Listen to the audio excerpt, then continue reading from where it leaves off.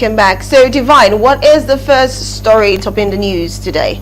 Alright, welcome back from that break. The first story topping today is Atiku denies plan to step down for anyone. Former Vice President Atiku Abubakar has dismissed reports suggesting that he intends to step down for another presidential aspirant ahead of the 2027 election. In a statement issued on Thursday by the media advisor Paul Ibe, Atiku describes such claims to be misconception of his recent interview with the BBC Hausa service. Ibe explained that a careful review of both the video and the transcript of the interview shows that Atiku never said, suggested, or implied that he intended to step down for anyone.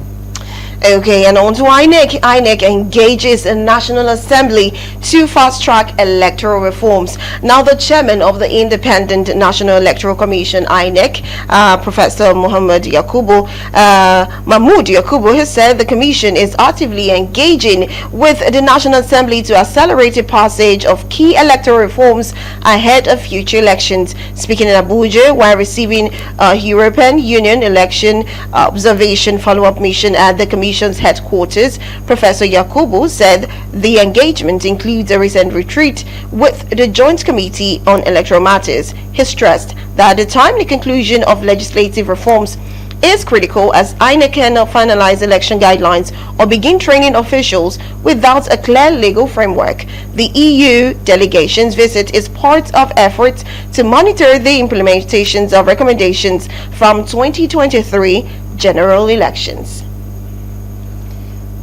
In the next news, Adekunle Ajasin University, SANU, threatened strike over unpaid salaries arrears. The Senior Staff Association of Nigeria University of the Adekunle Ajasin University, Akumba Akoko, have threatened to embark on an indefinite strike over the alleged unpaid salaries, arrears, and other unmet demands. The university's chapter of the Academic Staff Union of Universities and also begun an industrial action since August over the same reason, but has yet to resume till now.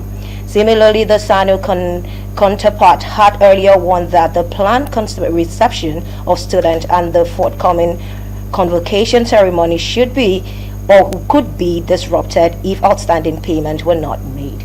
And lastly, on national news, we have Nigeria recorded 166 deaths from Lassa fever so far in 2025, with the case of fatality rate rising above levels reported in 2024.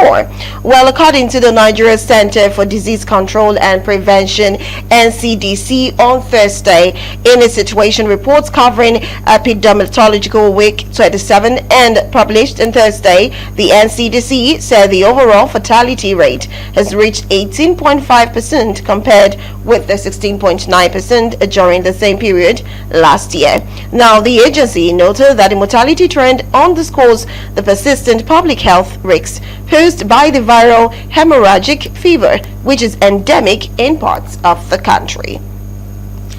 Moving to the international news, 2 Jewish people killed in UK synagogue attack as police declares terrorist incident.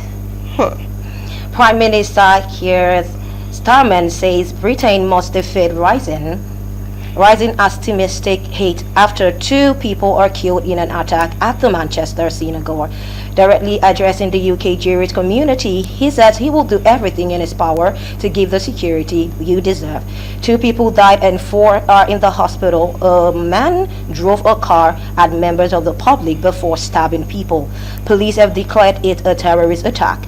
People shot the attacker dead. Police shot the attacker dead within 7 minutes of the first 999 call.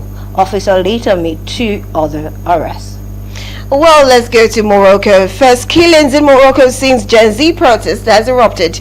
At least 2 people have been killed in Morocco after police opened fire to prevent protesters from storming a police station in Laglia, now near the coastal city of Agadir State media states. Now, these are the first deaths reported since huge youth-led protests broke out across Morocco on Saturday as anger grew over the government's decision to build football stadiums for the 2030 FIFA World Cup rather than improving public services and tackling the economic crisis. Stadiums are here, but where are the hospitals?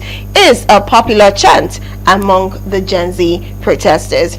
Well, that will be all on Top 5 at 7 today, coming to you from Nigeria Today Live.